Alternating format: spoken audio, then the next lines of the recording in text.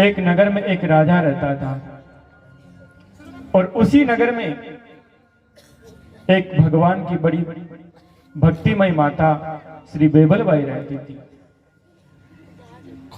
उसका ऐसा प्रण था, ऐसा नियम था कि बिना संतों को भोजन कराए कभी स्वयं अन्न का कण भी मुख में प्रवेश नहीं करवाती।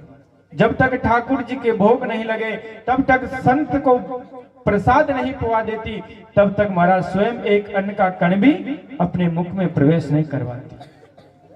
ध्यान से सुना, बड़ी मार्मिक कथा है कि भक्त के लिए भगवान कैसे कैसे दौड़े आते हैं, कैसे कैसे किस प्रकार से रक्षा करते हैं। और सजनों में बार बार यही कहूंगा कि जो भगवान के लिए नाच कोई सकता है, भगवान के लिए गा कोई सकता है, लेकिन अगर किसी को कह दे कि भगवान की याद में नेत्रों से दो आंसू टपका दे, हर कोई नहीं टपका सकता। कोई प्रेमी, कोई विरला जिसको विरह होगा। दादू जी महाराज ने लिखा ना विरह के अंग में, परसों हम चर्चा कर रहे थे, ज्यादा गहराई में नहीं जाएंगे, लेकिन अभी चल गए तो फिर निकल ही नहीं पाएंगे उस दिन की तरह। विरहनी रोवे रात दिन जूरे मन ही माय, दादू अवसर चल गया प्रीतम पावे ना। रात दिवस का रोवना पहर पलक का नाय, रोवत रोवत मिल गया दादू सायब माय।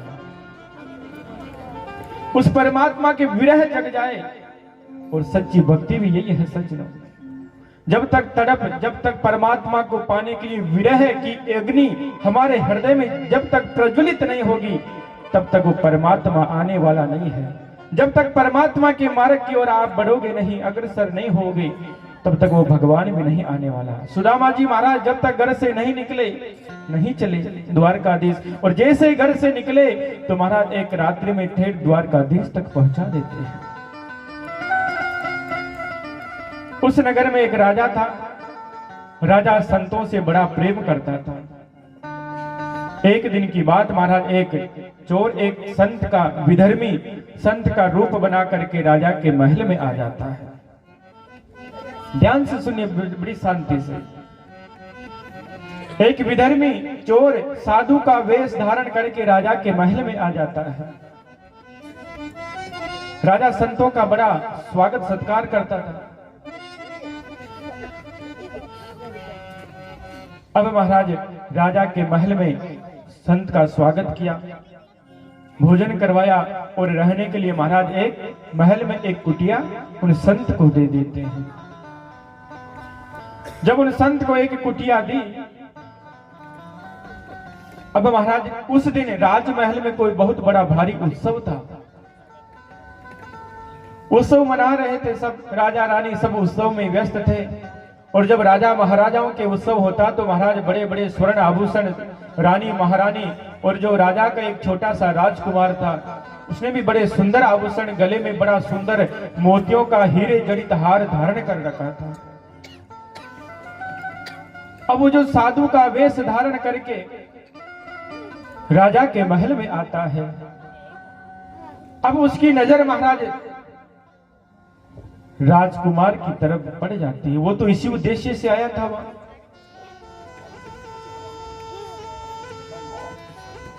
जैसे राजकुमार को देखा तो उस संत ने राजकुमार को अपने पास बुलाने के लिए प्रयास किया। किसी ना किसी बहाने से उस राजा के राजकुमार को उस संत ने अपने पास बुलाया, अपनी कुटिया में। आज ऐसा समय आया, वो जो चोर साधु का वेश, वो विधर्मी साधु का वेश धारण करके आया, उसने महाराज राजा के राजकुमार को अपने कक्ष में, अपने महल में बुलाया। बुला करके उसने सोचा कि उसका मन, वो तो पहले ही उसी उद्देश्य से आया था, उसने सोचा कि अगर इधर उधर जाकर के मैं चोरी करूंगा तो इतनी मेरी पूर्ति होगी नहीं, क्यों ना मैं इस राजकुमार के गले में जो हार है इसी को लेकर के फरार क्यों ना हो जाऊं।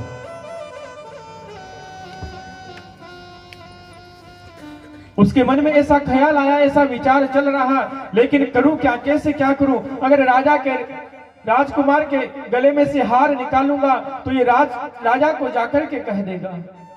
क्या करूं, कैसे, विचार चल रहे हैं, मंथन चल रहा है दिमाग में, क्या करूं ऐसा। आज महाराज अवसर पाकर के, समय पाकर के उस जो विधर्मी जो संत का वेश धारण करके आया था, वो अपने कक्ष में राजकुमार को बुलाया। राजकुमार कक्ष में आया, बालक था छोटा सा, बड़ा हीरे जड़ित स्वर्ण आभूषणों से जड़ित महाराज हार पहन रखा था। उस संत का मन खराब हो जाता। संत तो क्या था, संत का चोला पहन करके आया था। कक्ष में जैसे आया, बड़ी मीठी चुपड़ी राजकुमार से बातें की। बड़ी सुंदर राजकुमार से बातें करते करते महाराज उस राजकुमार के गले से वो हार निकाल देता है। और जैसे हार उस संत ने, उस विधर्मी चोर ने निकाला, तो राजकुमार कहता कि अरे क्या कर रहे हो, मेरे गले का हार क्यों ले रहे हो। कह ही रहा था तो उस चोर को लगा, उस विधर्मी को लगा कि कहीं जाकर के राजा को कह देगा तो राजा मुझे जेल में भिजवा देगा। जेल में भिजवा देगा तो महाराज उसने विचार किया, क्यों ना मैं इस राजकुमार को ही खत्म कर दूं, इस राजकुमार का ही क्यों ना वध कर दूं। एकांत पाकर के चारों तरफ देखा, बाहर कोई नहीं है, और आकर के महाराज राजकुमार का गला दबा करके उसका वध कर देता है। राजा और राजकुमार का वध कर दिया इधर राजकुमार का, और राजा रानी अन्य रानियां पटरानियां सब महाराज उत्सव में व्यस्त है। उसने मौका पाकर के उसका वध करके महाराज, और जो कपड़े वगैरह वहां थे, गद्दे रजाए, वो सब उसके ऊपर, राजकुमार के ऊपर डाल करके अपने झोले में महाराज वो हार रख करके इधर उधर देख करके मौका पा करके वो फरार हो जाता है। अब देखना सज्जनों, क्या भगवान की महिमा है।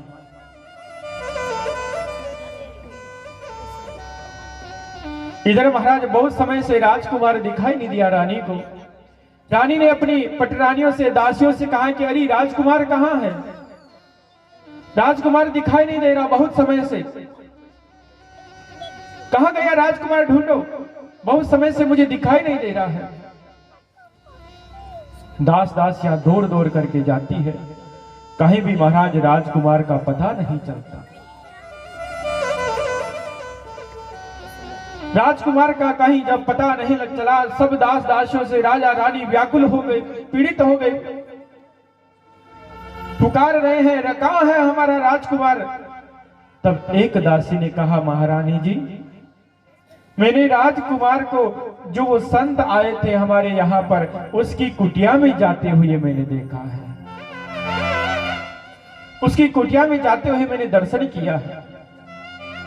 दौड़ करके राजा रानी राजकुमार के लिए व्याकुल हो रहे, दौड़ करके जहां पर वो संत ठहरा था उसकी कुटिया में जाकर के देखा तो वहां तो संत नहीं है, संत है ना राजकुमार है, कहीं चारों तरफ दिखाई नहीं दिया।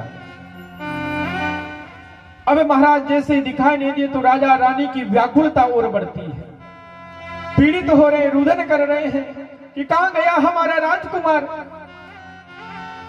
विरह से व्याकुल है। देखा तो महाराज एक कोने में रजाया वगैरह डल रखी थी, जैसे दास दासियों ने कहा कि उठा करके देखो क्या है, राजा का इशारा पाकर के जैसे उठाया तो महाराज देखते तो राजा रानी के पैरों से महाराज धरती खिसक जाती है, आज धरती खिसक जाती है। ये क्या हो गया, विरह से महाराज तड़प उठते हैं राजा और रानी, रो रहे हैं, रुदन कर रहे हैं कि अरे मेरे इस छोटे से नन्हे से बालक ने उस संत का क्या बिगाड़ा कि उसको मार करके चला गया। अरे हार ले जाना था तो इसे मांग करके ले जाता, हम दे देते, लेकिन एक हार के लिए मेरे राजकुमार का क्यों वध कर दिया, मेरे राजकुमार का क्यों वध कर दिया। राजा का क्रोध महाराज बहुत बढ़ जाता है, नगर में घोषणा करवा देता है, आज के बाद इस मेरे राज्य के परिसर में कोई संत आ गया तो उसके, जिसके घर पर कोई संत आते हुए देख लिया तो उसके दोनों हाथ कटवा करके राज्य से बहिष्कृत कर दिया जाएगा, मेरे राज्य से बहिष्कृत कर दिया जाएगा। जो प्रजा मेरे राज्य में कोई संत को जिमाएगी या संत को आते हुए देख लिया कोई संत को बुलाएगा, हुक्म निकाल दिया राजा ने। उसी नगर में भगवान की बड़ी प्यारी भक्ति महारानी श्री बेबल बाई रहती थी। नियम था उसका, रोज संत को प्रसाद पुआए बिना खुद एक अन्न का कण भी मुख में प्रवेश नहीं करवाती। अब महाराज धीरे धीरे समय व्यतीत होता है, 10-15 दिन हो गए, कोई संत नहीं आया। क्योंकि राजा का आदेश था, जो सच्चे संत थे उन्होंने सोचा कि हमारी वजह से किसी भक्त को परेशानी हो, और संत कभी नहीं चाहते कि हमारी वजह से किसी की आत्मा दुखे। संत कभी नहीं चाहता कि हमारी वजह से किसी जीव दुख पाए। संत परोपकारी होते हैं। संत हृदय नवनीत समान। संतों का हृदय तो दूसरे के दुख को देख करके पिघल जाता है। नवनीत होता, मक्खन होता, उसको तो ताप लगने से पिघलता है वो तो, लेकिन संतों का हृदय तो दूसरों को देख करके हृदय पिघल जाए, वो ही सच्चा संत है। 10-15 दिन व्यतीत हो जाते, कोई संत नहीं आया। बेबल बाई के ससुर ने कहा कि अरे बाई, अब संत नहीं आएंगे यहाँ पर, तो क्यों भूख प्यास से व्याकुल है, भोजन कर ले। तीर्थ में जाना एक दिन, और वहां पर 365 साधुओं को एक साथ ही भोजन करवा करके तू आ जाना। बेबल बाई ने कहा, ससुर जी 365 दिन का भोजन आप भी एक दिन कर लीजिए, आप भी 365 दिन का भोजन एक दिन कर लीजिए। बेबल बाई ने कहा, चाहे भूख प्यास से प्राण निकले तो निकले, मैं संतों को प्रसाद पुआए बिना एक अन्न का कण भी अपने मुख में नहीं मिलूंगी। नियम था उसका। और महाराज, जब ऐसी भक्ति हो भक्त की, तो भगवान भी अपने आप को कहां रोक सकते हैं। अब देखना क्या चमत्कार होता है प्रभु का।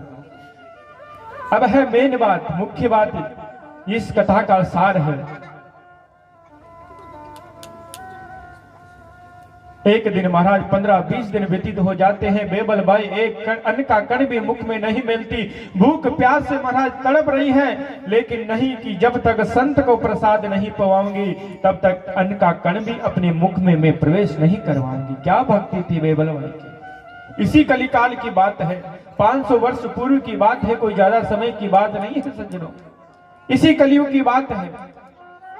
क्या भक्ति थी, क्या विश्वास था। दादू एक विश्वास बिन जीरा डावा डोल। उस परमात्मा पे जब तक विश्वास नहीं होगा, वो परमात्मा कृपा करने वाला नहीं है सज्जनों। तो महाराज, राजा ने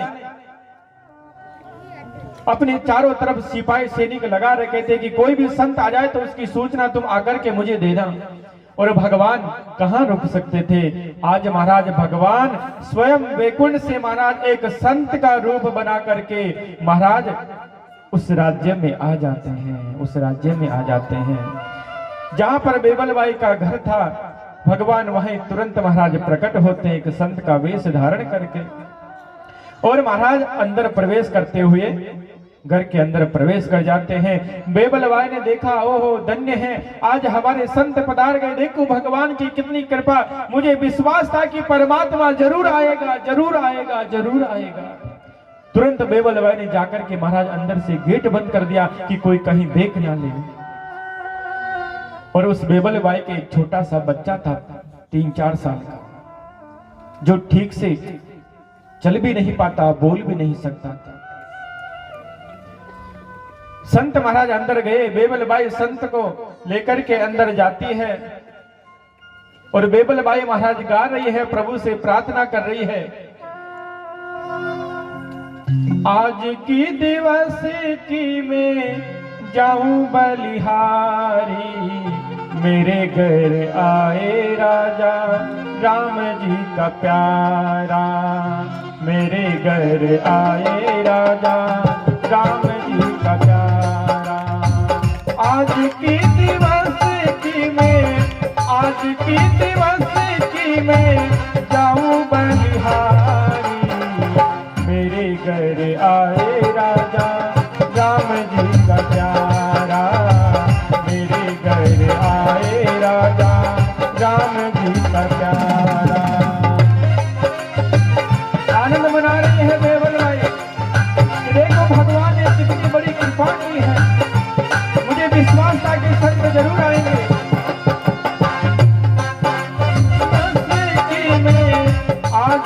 दिवस की मैं जाऊं बलिहारी, मेरे घर आए राजा राम जी का प्यारा, मेरे घर आए राजा राम जी का प्यारा। बेबल बाई पुकार रही है परमात्मा को, संतों का स्वागत कर रही है। अंदर जाकर के महाराज संतों को भोजन बनाती है बेबल बाई और भगवान के भोग लगाती है, संतों को प्रसाद पवाती है। अब संत ने कहा, बड़े आनंद से प्रसाद पाके संत तृप्त हो जाते हैं। अब संत ने कहा कि मैया अब चलता हूं, कोई देख लेगा तो तेरे लिए समस्या खड़ी हो जाएगी, परेशानी हो जाएगी, दुखदाई हो जाएगी, मैं चलता हूं। अच्छा महाराज, कल फिर ठीक समय पर आप पधार जाना। बेबल भाई आनंद मना रही है कि देखो, विश्वास था परमात्मा ने कोई संत को भेजा है और आज वो संत महाराज साक्षात भगवान भोजन पाकर के महाराज घर से बाहर निकलते हुए अंतर ध्यान हो जाते हैं। अब महाराज सिपाहियों ने देख लिया, सिपाहियों ने देख लिया, जाकर के राजा को सूचना देते हैं कि महाराज आज बेबल भाई के घर पर संत आए हैं, हमने इन आंखों से देखा है।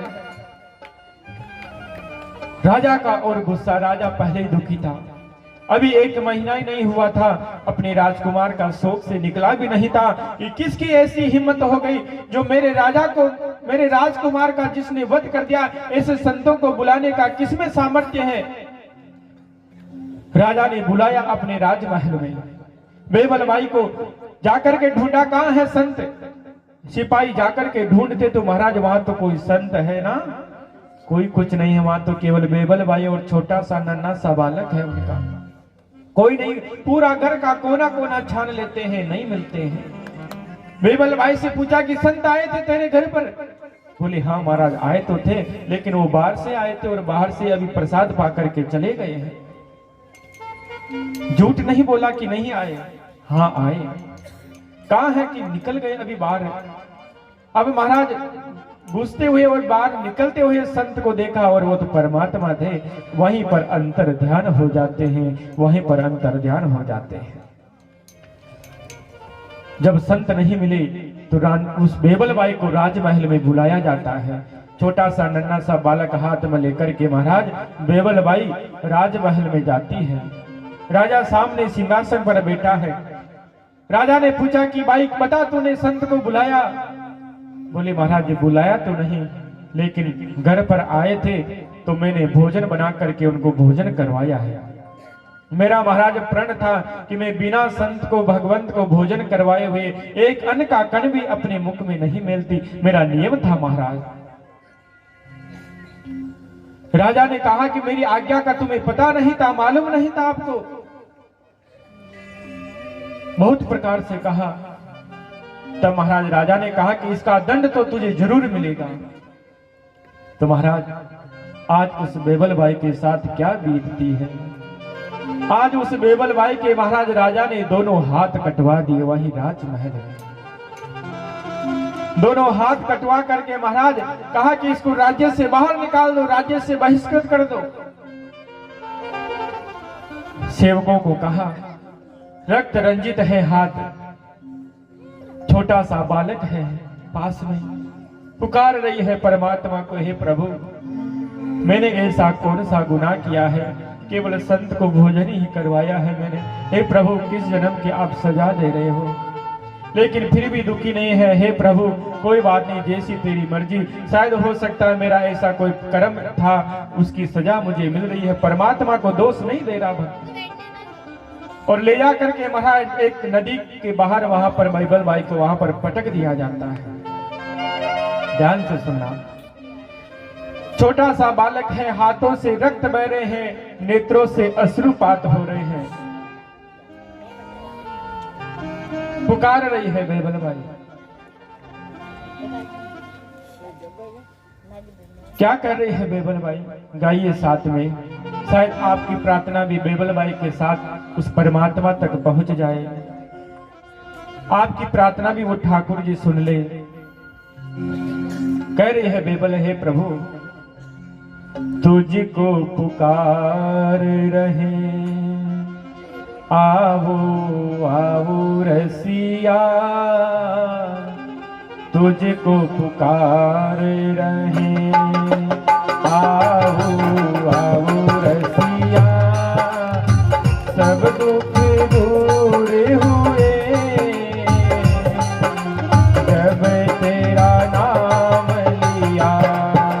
तुझको पुकार रहे आवो आवो रसिया, तुझको पुकार रहे आवो आवो रसिया। सब दुख दूर हुए जब तेरा नाम लिया।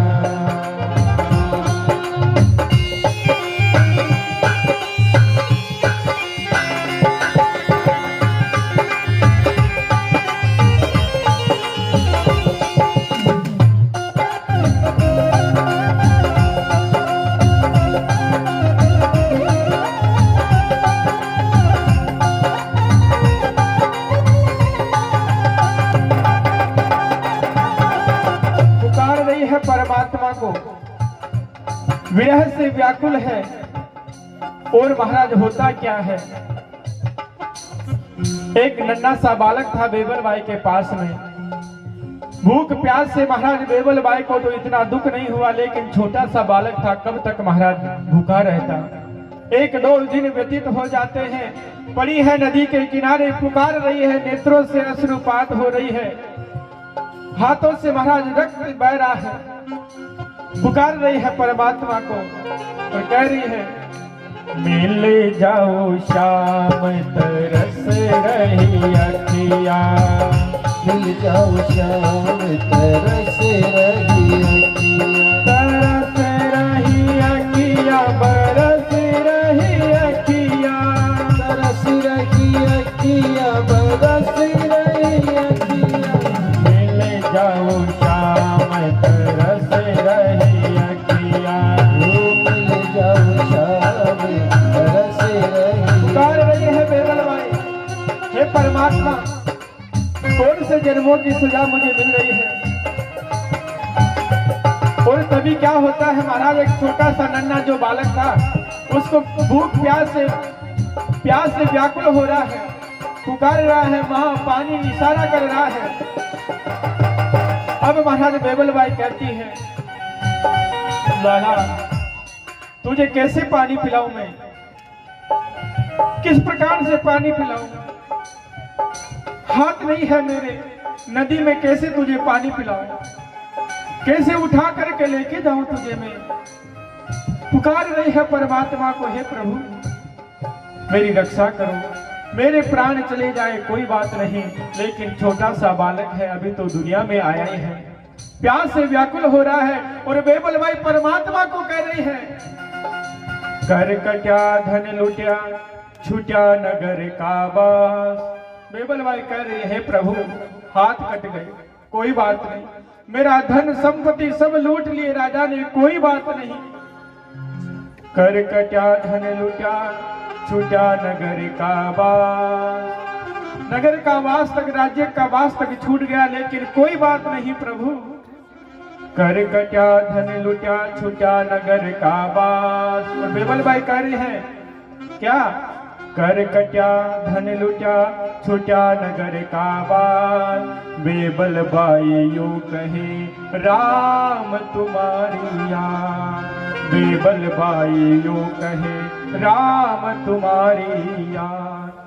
जैसे महाराज परमात्मा से प्रार्थना की, जैसे महाराज वो जो छोटा सा बालक था धीरे धीरे खिसक करके नदी के तीर पर, तट पर पहुंच जाती है। जैसे तट पर पहुंची, दोनों हाथों से महाराज रक्त बह रहा है बेबल बाई के हाथ से, कैसे महाराज बच्चे को पानी पिलाए। परमात्मा की ऐसी कृपा होती है, एकाग्र भाव से उस परमात्मा को पुकारा, जैसे पुकारा बच्चे को लेकर के, जैसे पानी की तरफ मुंह किया, परमात्मा की कृपा से महाराज दोनों हाथ उसके आ जाते हैं, वापस दोनों हाथ उसके प्रकट हो जाते हैं। बोले भक्तवत्सल भगवान की जय हो। ऐसी परमात्मा की कृपा हुई कि दोनों हाथ आ जाते, बच्चे को पानी पिलाती है। किसी सैनिक ने देख लिया, जाकर के राजा को सूचना दी। राजा को आंखें खुल जाती है राजा की कि मैंने कैसी भक्तिमती रानी का, महारानी का मैंने जाने अनजाने तिरस्कार कर दिया है।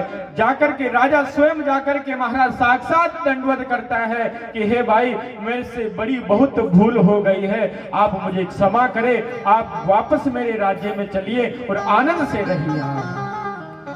क्या विश्वास था बेबल भाई की, क्या भक्ति थी महाराज। इसलिए सज्जनों, ये तो विश्वास की कथा, ये भक्ति की कथा है। ऐसा उस परमात्मा के प्रति हमारा विश्वास हो जाए तो जीवन में महाराज आनंद ही आनंद है, आनंद ही आनंद है।